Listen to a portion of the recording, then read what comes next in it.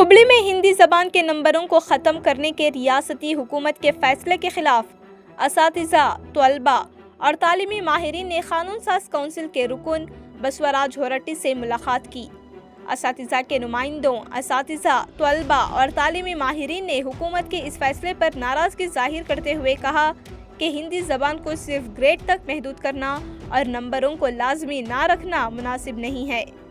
इन्होंने कहा कि इम्तिहान के दौरान इस फैसले से तलबा, वालिदैन और असातिज़ा में उलझन पैदा हुई है। वफ़द ने मुतालिबा किया कि बसवराज होरट्टी वज़ीर आला और वज़ीर तालीम से बात करें और हुकूमत को हिंदी ज़बान के नंबरों को लाजमी बनाने के लिए कायल करें।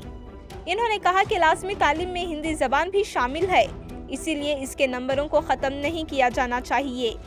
रियासती हुकूमत की जानिब से अचानक ये फैसला लेने पर भी वफ़द ने नाराज़गी जाहिर की और हुकूमत से बात करने के लिए बसवराज होरट्टी से मुदाखलत की अपील की है। इस मौके पर बसवराज होरट्टी ने रद्द अमल देते हुए कहा कि हुकूमत की जानिब से इम्तिहान के दौरान इस तरह का फैसला लेना मुनासिब नहीं है और इससे तलबा और वालिदैन में उलझन पैदा हुई है। इन्होंने कहा कि हुकूमत दो लिसानी पॉलिसी नाफिज करने की तरफ बढ़ रही है या नहीं, इस बारे में भी शबा पैदा हो रहा है।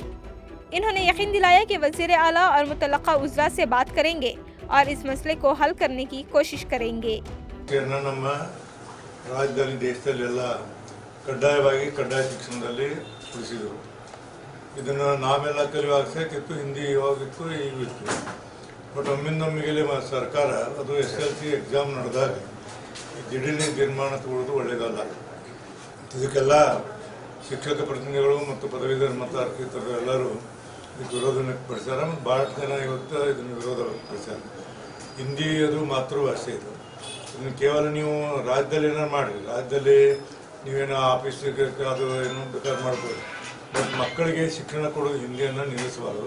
ಮತ್ತು ಇದು ಗ್ರೇಡ್ ಹಾಕೋದು ಎಂದೂ ಸರಿಯಲ್ಲ. ಈಗ ಫಿಸಿಕಲ್ ಎಜುಕೇಷನು ಅಂತ ಗ್ರೇಡ್ ಹಾಕ್ತಾರೆ, ಅದ್ರ ಥರ ಇದಕ್ಕೂ ಗ್ರೇಡ್ ಹಾಕಕ್ಕೆ ಬರೋದಿಲ್ಲ. ಹಂಗಾರೆ ಬೇರೆ ಸಬ್ಜೆಕ್ಟ್ ಗ್ರೇಡ್ ಹಾಕಂತಾರೆ. ಈಗ ಅದ್ರ ಕೂಡ ಏನೇನು ಹೋಗ್ತಾವೆ ಅಂದ್ರೆ ಇದೇ ಕೂಡ ಸಬ್ಜೆಕ್ಟ್ಗಳು ಕೂಡ ಬೇರೆ ಬೇರೆ ಸಬ್ಜೆಕ್ಟ್ನು ಸಹಿತ ಬೇರೆ ಬೇರೆ ಸಬ್ಜೆಕ್ಟ್ ಬರೋದು. ಇದ್ರ ಕೂಡ ಏನಾಗ್ತವೆ ಅಂದರೆ ನೋಡಿ, ಇದ್ರ ಕೂಡ ತೃತೀಯ ಭಾಷೆಗಳು ಹಿಂದಿ, ಉರ್ದು, ಮರಾಠಿ, ಇಂಗ್ಲೀಷ್, ಕನ್ನಡ, ತೆಲುಗು, ತಮಿಳು, ತುಳು, ಸಂಸ್ಕೃತ 9 ಭಾಷೆಗಳು ತೃತೀಯ ಭಾಷೆಗಳೆಲ್ಲ ಅದಾವೆ. ಇವೆಲ್ಲ 9 ಹೊರತಾದ ಮುಂದೆ ಗತಿ ಏನಿಗೆ ಸರ್ಕಾರ ವಿಚಾರ ಮಾಡಬೇಕು. ಮತ್ತು ಇದು ಸಾಧುವಲ್ಲ. ನಾನು ಸಂಪೂರ್ಣವಾಗಿ ಇದು ವಿರೋಧ ಮಾಡ್ತೀನಿ. ಹಿಂದೂ ಸಹಿತ ನಾನು ಹಿಂದವರಿಗೆ ಪತ್ರ ಬರೆದಿದ್ದು ನಾನು 13/7/2025 ಬರೆದು ಇದನ್ನು ನಾನು ತ್ರಿಭಾಷೆ ಇಟ್ಕೋಬೇಕು. ನೀವು ವ್ಯವಹಾರ ಏನೋ ಆಫೀಸ್ ವ್ಯವಹಾರ ಏನಾರು ಮಾಡ್ಕೋರಿ, ಕನ್ನಡ ಇಂಗ್ಲೀಷ್ ಅಷ್ಟು ಇಟ್ಕೋರಿ. ಬಟ್ ಆಫೀಸ್ನಲ್ಲಿ ಏನು ಈ ಆಫೀಸ್ಗಳು ಸರ್ಕಾರಿ ಕಚೇರಿ, ಬಟ್ ಮಕ್ಕಳಿಗೆ ಈ ವಿದ್ಯಾಭ್ಯಾಸ ನಿಲ್ಲಿಸಬಾರ್ದು. ಮತ್ತು ಹಿಂದಿ ಇಲ್ಲ ಅಂದ್ರೆ ಈಗ MP ಗಳು ಹೋಗ್ತಾರಲ್ಲಿ, MP ಗಳು ಹಿಂದಿ ತಿಳಿನ ಏನು ಮಾಡ್ತಾರಲ್ಲ. ಹಿಂಗೆ ಬೇರೆ ಬೇರೆ ರಾಜ್ಯದಲ್ಲೆಲ್ಲ ಇಡೀ ಇದರ ಹಿಂದಿ ಇದೆ. ಹಿಂದಿ ಕಲಿಯೋದ್ರ ಮೊದಲಿದ್ದ ಪದ್ಧತಿಯನ್ನು ಮುಂದುವರಿಸಬೇಕು ಒತ್ತಾಯ ಮಾಡಿ. ದ್ವಿಭಾಷಾ ನೀತಿ ಸಮಿತಿ ಮಾಡಿದ ಸೇಮ್ ಅದು ಇನ್ನೂ ಇಂಪ್ಲಿಮೆಂಟ್ ಆಗಿಲ್ಲ. ಇದು ಮತ್ತೆ ಎರಡು ಅಲ್ಲ, ದ್ವಿಭಾಷೆ ಅದಕ್ಕೆ ನಿಮ್ಗೆ ಅಂದ್ರೆ ಆಫೀಸಲ್ಲಿ ಮಾಡ್ಕೋರಿ ನೀವು, ಶಿಕ್ಷಣಕ್ಕಲ್ಲ. ಶಿಕ್ಷಣ ನೀವು ಹಿಂದಿ ಕಲಿತಿದ್ರೆ ಮುಂದೆ ಗತಿ ಏನಾಗ್ತದೆ. ಹಿಂದಿ ಕಡ್ಡಾಯವಾಗಿ ಕಲಿಬೇಕಂದ್ರೆ ಜಗತ್ತಿನಲ್ಲಿ ಎಲ್ಲ ಕಡೆ ನಮ್ಮ ದೇಶದಲ್ಲಿ ಎಲ್ಲೋ ಹಿಂದಿಯನ್ನು ಮಾಡ್ತಾರೆ. ಈಗ ಹಿಂದಿ ಪ್ರಚಾರ ಸಭಾ ತಮಿಳುನಾಡಿನಾಗೈತಿ, ಹಿಂದಿ ಪ್ರಚಾರ ಸಭಾ ದಕ್ಷಿಣ ಭಾರತ ಹಿಂದಿ ಪ್ರಚಾರ ಸಭಾ ತಮಿಳುನಾಡಿನಾಗೈತಿ. ಬಟ್ ಅದು ಸರಿಯಲ್ಲ. ಬಟ್ ನಾವು ಹೇಳೋದೇನೆಂದ್ರೆ ಹಿಂದಿ ಭಾಷೆಯನ್ನು ಮುಂದುವರ್ಸ್ಕೊಂಡು ಹೋಗ್ಬೇಕು, ಗ್ರೇಡ್ ಹಾಕೋದಲ್ಲ. ಬರೀ ಹಿಂದಿಗೆಲ್ಲ ಎಲ್ಲ ಇಷ್ಟೆಲ್ಲ ಭಾಷೆಗಳನ್ನ ಇವೆಲ್ಲ ಭಾಷೆ ತರ್ತವೆ. ಕನ್ನಡ ಹೋಗ್ತಿದ್ದಾರಾಗ, ಹೀಗಾಗಿ ಇದು ಸರಿಯಾದಲ್ಲ. ಇದನ್ನು ಮುಂದುವರಿಸ್ಬೇಕು ನಾವು ಒತ್ತಾಯ ಮಾಡ್ತೀವಿ. ಮತ್ತು ಸರ್ಕಾರಕ್ಕೆ ನಾನು ಇದನ್ನು ಸ್ಪಷ್ಟವಾಗಿ ಹೇಳ್ತೀನಿ, ಹಿಂದೆ ಇದ್ದ ಪದ್ಧತಿ ಮುಂದುವರಿಬೇಕಂತ. ಸೇಮ್ ಜೊತೆ ಶಿಕ್ಷಣ ಜೊತೆ ಮತ್ತೆ ಈಗ ಸದ್ಯ ಮಾತಾಡ್ತೀನಿ. ಈ ಸಾಕಷ್ಟು ಗೊಂದಲ ಉಂಟಾಗ್ತದೆ. ಈ ಬಗ್ಗೆ ಕ್ಲಿಯರ್ ಆಗಬೇಕು. ಮಕ್ಕಳಲ್ಲಿ ಗೊಂದಲ ಕ್ಲಿಯರ್ ಆಗಿ ಮಾಡೋಕೆ ಕುಂತೀನಿ, ಕ್ಲಿಯರ್ ಮಾಡ್ತೀನಿ. ಸದ್ಯ ನಾನು ಹೇಳ್ತೀನಿ, ಇದು ಸರಿಯಾದ ಕ್ರಮ ಅಲ್ಲ. ಇದನ್ನು ಸರಿ ಮತ್ತು ಮೊದಲಿನ ಪದ್ಧತಿ ಮುಂದುವರಿಸಬೇಕು. ಇಡೀ ನಿರ್ಧಾರ ಸರಿಯಲ್ಲ ಅಂತ ಹೇಳ್ತೀನಿ. ವಿಜಯನಗರ ಪ್ರೌಢಶಾಲೆಯಿಂದ ಬರ್ತಿದ್ದೀನಿ. ನಾನು 10th ವರ್ಗ. ನಮಗೆ ಹಿಂದಿ ಯಾಕೆ ಅಂಕ ಬೇಡ ಅಂತ ಅನ್ನತ್ತೀವಿ. ನಮ್ಗೆ ಅಂಕ ಬೇಕು. ನಾವು ಕಷ್ಟಪಟ್ಟು 1 ವರ್ಷದಿಂದ ಓದಿವಿ ಅಂತಂದ್ರೆ ಅದ್ರೊಳಗೆ ನಾವು ಫಲಿತಾಂಶ ತೆಗಿಯೋರಿದ್ದೀವಿ. ನಾವು 100 ಮಾಡ್ಬೇಕನ್ನೋ ಆಸೆ ಐತಿ ನಮ್ಗೆ. ಆದ್ರೆ ನಮ್ಗೆ ಅದ್ರದ್ದು ಗ್ರೇಡ್ ಬೇಡ, ನಮ್ಗೆ ಅಂಕ ಬೇಕಾದದ್ದು ಅಂತೇಳಿ ನಾವು ಕೇಳ್ಕೊಳ್ತೀವಿ. ಇಲ್ಲಿ ನಮ್ಮ ಕರ್ನಾಟಕದೊಳಗಂತಂದ್ರೆ ಕನ್ನಡ ಫಸ್ಟ್, ಕನ್ನಡ ಬಿಟ್ಟರೆ compare to English Hindi compare ಮಾಡಿದರೆ ಹಿಂದಿ ಈಸಿ ಅನಿಸುತ್ತೆ ನಮಗೆ. ಇಂಗ್ಲೀಷ್ ಬೇರೆ ಎಲ್ಲರಿಗೂ ಅದು ಈಗ ಹಿಂದಿನ ಮಟ್ಟಿಗೆ ನಾವು ಹಿಂದಿ ಔಟ್ ಆಫ್ ಔಟ್ ಮಾಡೋಷ್ಟು ಅಭ್ಯಾಸ ಮಾಡಿಬಿಟ್ಟಿದ್ದೀವಿ. ಇಡೀ ವರ್ಷಕ್ಕೆ ಔಟ್ ಆಫ್ ಔಟ್ ಮಾಡ್ತೇವಲ್ಲ ಅದ್ರಾಗ ಮತ್ತು ಹಿಂದಿನ ತೆಗೆದಂದ್ರೆ ಅವ್ರು ಸ್ಕೋರ್ ಇನ್ಕ್ರೀಸ್ ಆಗೋಂಗಿಲ್ಲ, ಸ್ಕೋರಿಗೆ ಹೊಡೆದು ಬೀಳ್ತೈತಿ. ಮತ್ತು ಇದಕ್ಕಾಗಿ ಹಿಂದಿ ಬೇಕಾಗುತ್ತೆ. ಕನ್ನಡ ವಿಷಯ ಮಾಡಿ ನಾನು ವಿಜಯನಗರ ಪ್ರಾಕ್ಟೀಸ್ ಹುಡುಕಲಿಂದ ನಮ್ಗೆ ಹಿಂದಿ ಒಂದು ದಿನ ಹಿಂದಿದ್ದಾಗ ಹೇಳಿದ್ದಾರೆ. ಬಟ್ ಅದು ನಾವು ಇಂಗ್ಲೀಷ್ ಸ್ಕೋರ್ ಕಮ್ಮಿ ಮಾಡಿದ್ರು ಕೂಡ ಹಿಂದಿ ಒಳಗೆ ನಾವು ಗ್ರೇಡ್ ಅಂದ್ರೆ ಪರ್ಸೆಂಟೇಜ್ ಮಾಡ್ತೀವಿ ಅಂತ ಹೇಳ್ಕೊಂಡು ನಾವು ಆ ಧೈರ್ಯದ ಮೇಲೆ ಇದ್ದೀವಿ. ನಮ್ಗೆ ಬೇಕಾಗಿದ್ದು ಗ್ರೇಡ್ ಬೇಡ, ನಮ್ಗೆ ಫಸ್ಟ್ ಪರ್ಸೆಂಟೇಜ್ ಬೇಕಾ, ಅಂಕ ಬೇಕು. ಆಮೇಲೆ ನೀವು ಹೊರೆ ಆಗಿದ್ದೀರಿ ನಮ್ಗೆ ಹೇಳ್ತೀರಿ, ವಿದ್ಯಾರ್ಥಿಗಳಿಗೆ ಹೊರೆ ಆಗಿದೆ. ಯಾವುದೇ ರೀತಿ ಹೊರೆ ಆಗಿಲ್ಲ ನಮ್ಗೆ ಹೊರೆ ಆಗಿದ್ರೂ ಕೂಡ ಸೈನ್ಸ್ ಸೋಷಲ್ ತೆಗೀರಿ, ನೀವು ಸೋಷಲ್ ಸೈನ್ಸ್ ನಮಗೆ, ಆಮೇಲೆ ಮ್ಯಾಥ್ಸ್ ತೆಗೀರಿ, ಬೇಡ ನಮ್ಗೆ ಕರ್ನಾಟಕದಲ್ಲಿ ಮಾತ್ರ ನಮ್ಗೆ ಕನ್ನಡ ಅಷ್ಟು ನಡಿತೈತಿ. ಕರ್ನಾಟಕ ಬಿಟ್ಟು ಹೊರಗೆ ಹೋದ್ರೆ ಇಂಗ್ಲೀಷ್ ಮತ್ತು ಬಿಟ್ಟರೆ ಹಿಂದಿ ನಡಿತೈತಿ. ಸೊ ನಾವು ನಮ್ಗೆ ಯಾವುದೇ ರೀತಿ ಹೊರೆ ಆಗಿಲ್ಲ ಮತ್ತು ತೆಗಿಲಿಕ್ಕೂ ಹೋಗಬೇಕು. मार्च 18 से लेकर अप्रैल 2 तक SSLC 10वीं कक्षा की परीक्षा है. परीक्षा चल रही है, 3 परीक्षा हो चुकी है. अचानक एक दिन 27 तारीख को, मार्च 27 तारीख को शिक्षा मंत्री माध्यम के जरिए एक उद्घोषणा करते हैं. इस साल से हम तृतीय भाषा के रूप में जो लैंग्वेज यहाँ पढ़ाई की जा रही है उनको अंक के रूप में परिगणना नहीं करते हैं, सिर्फ श्रेणी के रूप में देते हैं. इस तरह की परीक्षा बीच में शिक्षा मंत्री की ये जो माध्यम पत्रिका माध्यम है ये छात्रों में बहुत ही